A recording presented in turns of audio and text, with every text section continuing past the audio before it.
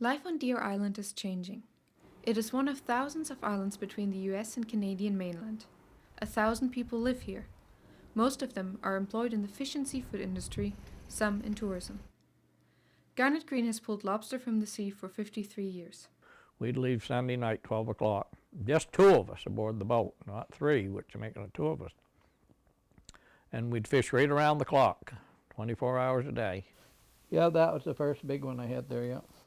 The 66-year-old fisherman from Deer Island moved here in 1941. His family has been in the business for more than 3 generations. Garnet first planned to retire at 55, but the sea always draws him back. So I went to 60, and I got there, and she said, "You going to retire now?" And I said, "I don't know what I do. I think I go nuts." So I went to 65, and the same thing happened. So I don't know when there's going to be an end. His wife Glenda is married to him for 40 years. The first 15 of these years, she says they barely knew one another. When we were first married, he was away all the time. So I had to take care of the children, do all the boat work, like book work, take care of the house, and then I worked after my children got in school.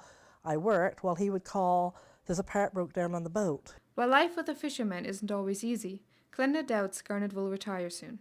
After all the years, she says, he would be lost without a hobby. One gentleman lived across the street here, used to tell me that when the lobsters were all gone, Garnet would put a boat in our front yard and haul plastic lobsters. But Garnet says the fishing industry is changing. A couple of years ago, people on Deer Island fished for various seafood and fish. Now they specialize in one kind, drawing unemployment in the seasons in between. At the same time, a lot of weirs have closed, and fish like herring and catfish have become scarce. Because if something happened to lobsters here in Southwest Nova, in the Bay of Fundy, in this area here, it would be the biggest welfare state in the big area, because the lobster is sustaining and keeping a lot of things going.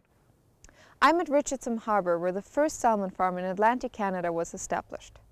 Recent government figures show that Canadian fish and seafood exports grew by more than 7% in 2010. The United States remains the #1 buyer, with the European Union and Japan following second. Canada's most valuable fish and seafood exports include lobster, salmon, herring, snow crab, and shrimp. The current situation in Japan could help the economy in small fishing communities like this. However, Garnish Green says that the future for local fisheries on Deer Island is uncertain.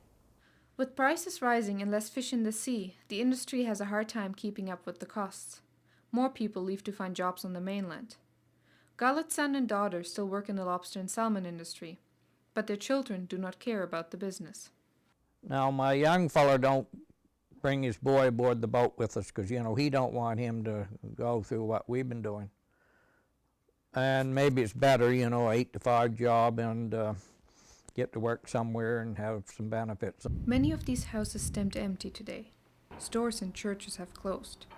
But while life has grown quiet, Garnet says he still enjoyed every minute of it. For Stu Journalism, Viola Pruss, Deer Island.